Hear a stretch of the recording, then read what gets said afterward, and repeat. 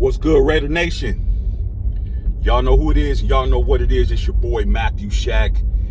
And we are still, having a good old time with our win over the Dallas Cowboys, man. It's just a lot of Cowboy fans aren't happy with the outcome. But then again, hey, man, you had an opportunity to handle whatever grievances you had with Raider Nation on the field, and you had 5 quarters to get it done, and you didn't get it done, man. So now, all we're hearing is excuses. But hey, you guys have the excuses. We'll take the dub.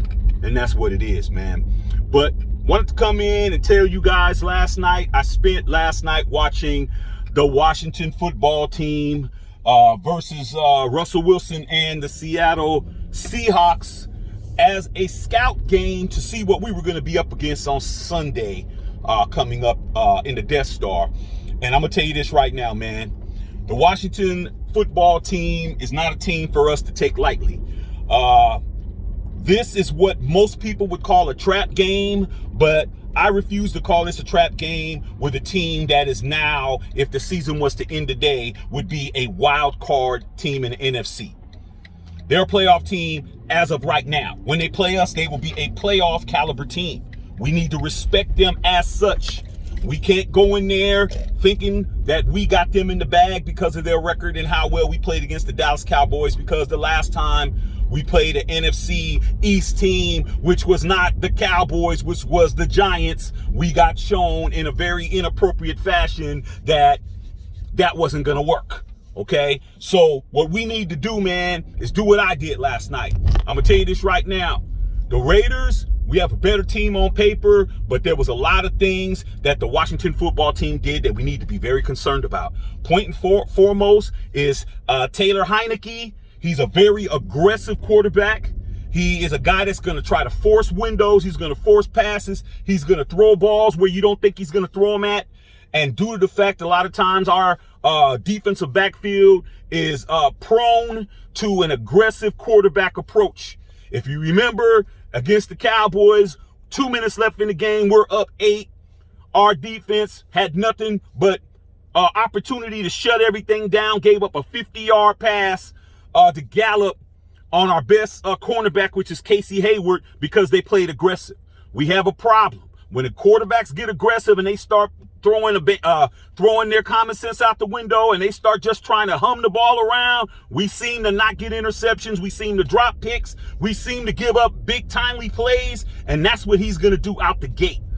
That guy is definitely a guy who's not going to just go down easily. One-arm tackles isn't going to get it done, and not getting to the quarterback and putting a lick on him in a legal fashion isn't going to get it done. There wasn't a whole lot of sitting down in coverage, even though they got a big tight end. Wasn't a whole lot of that. Those guys are going to definitely try to go down the field on us, okay? Also, the running game, they have one of the best pass catchers coming out the backfield by the name of McClintock, I think that's how you pronounce his name, but I know he was hurt, but I don't know his status, but I'm going to assume he's going to play. Running game is pretty decent. As far as the other side of the ball, their defense, they take a lot of chances, man. They're very susceptible to the long ball, and we all know that the Cowboy killer himself, Deshaun Jackson, he doesn't like the Redskins either. Get the ball down the field. We need to find out whether or not Waller's going to play. He still has that strained IT band knee injury. I haven't heard anything otherwise. Hopefully he'll play. We need to run the football, but we definitely need to throw the ball down the field. And Carr's going to have to step up in the pocket and climb that pocket like he did against Dallas and throw the ball around, man. Get it to everybody. But they're very susceptible to the long ball. But they are kind of ball hawkish. They will try to get at the ball. The last thing that I want to say about that is, I told everybody, do not think former Raider head coach Jack Del Rio, who is now the DC of the Washington football team, isn't going to dial his defense and take this a little bit personal against Mark Davis on the whole way that the situation happened with John Gruden and his finding out that he was no longer going to be the coach of the Raiders. I think that that's going to be something that is going to be a little caveat that needs to be paid attention to, man. He coached Derek Carr for several years. He knows DC's tendencies. He knows his strengths. He knows his weaknesses. And the defense that the Seahawks played yesterday It's just the same defense as our defense, man. Cover 2, cover 3, single safety, high safety, 2 high safeties, and that's what it is, man. But if we play like we're supposed to play, we should come out of there with a win. But let's make sure we understand that the Washington football team is a team that is very capable, and they will definitely be trying to win that game, man. We need to play like we played before. No more dinking and dunking. Get the ball down the field, put the ball in Jacobs' hands, get it open to several receivers. Carr, step up in the pocket, take those hits, man. Run when you have to, and get Marcus Mariota some packages around the goal line so we can score. And we should be fine. All right, man. Love all y'all out there, man.